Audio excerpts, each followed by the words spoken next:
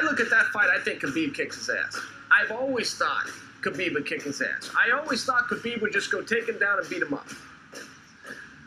I'm then confronted with the evidence that Chad Mendes also took him down but failed to beat him up.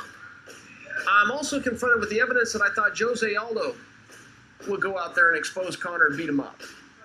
I'm confronted with the fact that I thought Eddie Alvarez was going to go out there and beat him up. Well, when you look at Conor, you are left with the question, just how good is he, right? I do agree when you look at it. Yeah, it looks like Khabib can keep up with his conditioning. Khabib can pressure him. Khabib can take him down, keep him there, beat him up. Because we've seen Khabib do those things to so many other great guys. But we've seen Chad Mendes do it as well, and Chad Mendes had a very, very hard time keeping Conor down, and I can't tell you why. Some of those guys are slippery down there. Some of those guys just know how to move their hips. Some of those guys know how to turn and adjust and scramble and get back to their feet. And I'm not sure we know the answer to the question of how good is Conor. I'll tell you right now, I think he's in over his head. And this whole mental thing, I think you mentioned it, Nick, that he's managed to break fighters beforehand. He did it with Jose Aldo. Aldo was a broken fighter mentally when he stepped into the octagon against him. He's not going to be able to do this against Khabib. No, he isn't. And you know what? Maybe that's part of the reason why we're getting it so soon. You know, maybe it's, let's be honest here, this is Conor's world and we all live in it. You know, he's the biggest brand in mixed martial arts, bigger even than the UFC in a lot of ways. And I think he's come back to the UFC and he's coming back on his terms. Let's not make no mistakes about that. He's chose to fight on this date. He's chose to fight against Khabib Nurmagomedov. Conor's in control of all this. So you've got to ask yourself, why are we getting it so quickly? Potentially, it's part of the reason is he doesn't want to do another world tour. He doesn't financially need it. He knows this fight sells itself anyway. But also, part of it may be, I can't get in Khabib's head. Khabib's not going to change the way he fights. Like, he was able to get in the head of Jose Aldo when he first fought for the title, because Jose Aldo had this 10-year undefeated reign, and everyone had paid him so much respect. And Conor got in his head during the press events. And when the actual fight came, Jose Aldo did something nobody expected him to do, and that's he run at Conor McGregor and basically ran into a shot and got himself knocked out. Khabib is going to run at Conor anyway. He's going to fly out. He's going to try and get as close to Conor as possible, throw Conor on his back, and beat him up on the ground, because that's what he's done his entire career. That's what's made him 26-0. That's not going to change. So maybe we're getting it so soon because Conor feels like, let's just get it in there and get it done. Do you think that there might be something else that's not being considered, and that's that? One thing that we do know about Khabib is that he does struggle to make 155 sometimes. Yep. And Conor's coming up from featherweight. You know, he made featherweight. Having Khabib might fight at featherweight, it might be absolutely impossible. So Conor might be banking on the fact that if he can turn this around quite quickly, he might force Khabib to cut weight quicker and tire quicker in the fight. It's a really interesting thought, that. But there tends to be with Conor, if you look at it from the outside, from a great distance, it all tends to be action and mania, but everything has a plan.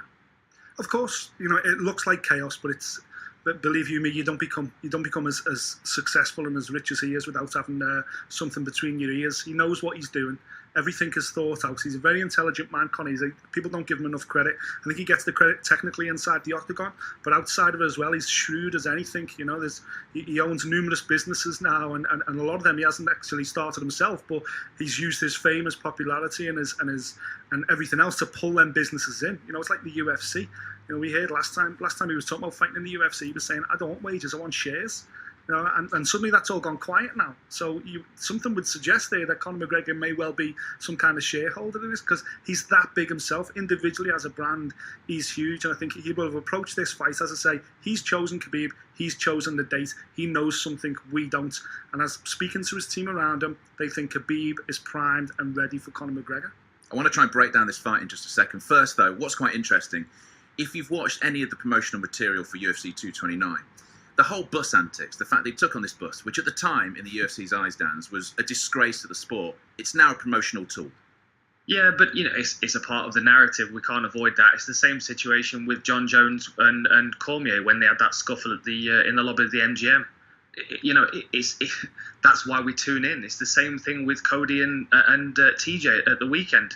I mean, how many times did we see Cody grab TJ by the throat in the Ultimate Fighter house? I mean, that's assault in America. You know, we get away with a lot over here because it's a different kind of culture. But in America, everyone's suing everybody, and there's a lawsuit in there. But the UFC are using it for promotion because I'll be honest, it makes me want to watch the fight more.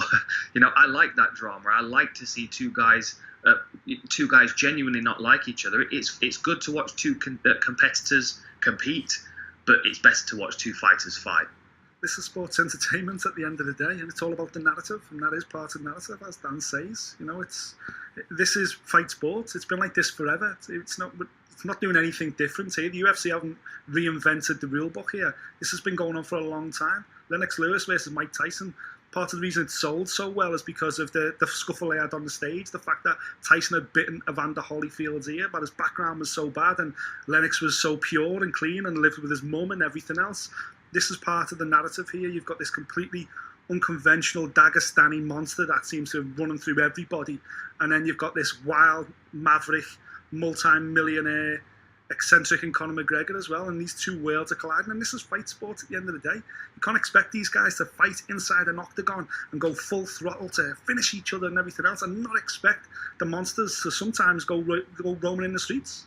It's going to be a great fight. For people who don't know, Dan, who don't know Khabib Nurmagomedov, just explain what sort of fighter he is, where he's come from, because he really is a Terminator. He is, yeah. He's a Dagestani wrestler. He's trained by his father, and he's got a crew of guys around him that are all incredibly strong wrestlers as well. His striking's very unorthodox. He's spent his recent years preparing at AKA. So obviously he's got Cormier and Velasquez and all the other great coaches, Bob Cook, Javier Mendez. There's a lot of knowledge in that gym, and if you've got a raw talent and a strong wrestler like Khabib, trying to turn him into a mixed martial artist, he's a great commodity to play with as a coach. And since he's been in the UFC, he's not really had to fall back on his striking a great deal. We've seen a couple of knockouts from him, but they were very unorthodox punches. I've broken them down on inside the octagon. We'll call it the eagle punch or whatever you like, but it's like an uppercut, but his arm is in a position of a hook. It's a very, very strange technique, but it works really well for him, and it sets up his takedowns. And that's ultimately what his game is about. He wants to smash you up against the fence. He ties people's legs up. He triangles his legs around there so they don't have a base, don't have a way out. And then he beats them up. And the most terrifying thing for me about it is that he talks to them while he's doing it. You go back and watch the Michael Johnson fight. He's saying, I need to fight for the title. I deserve this. It's very, very unnerving to see that happening. And I can't even imagine what it would be like as an opponent.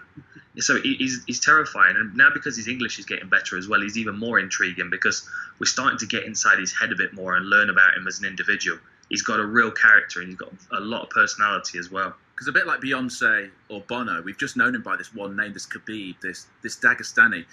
So what happens in the fight then? Because you mentioned there, Dan, you mentioned inside the octagon. This is where you break down with John Gooden, you break down the fights, 30 minutes, you can watch them, great detail as well. I'm sure you've had this fight on your mind for a long time because it's been swirling around. How would you see the fight going?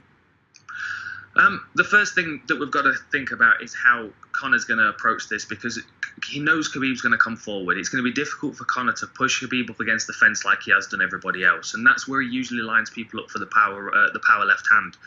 It's going to be different in this one because Khabib's going to push forward no matter what Conor's throwing. He's going to be willing to block. He did the same thing to Edson Barboza, who's a vicious kicker, and he walked through most of his kicks. Knows it's going to hurt, knows he's going to have to weather an early storm, but he also knows that when he gets his hands on someone, he does what he likes.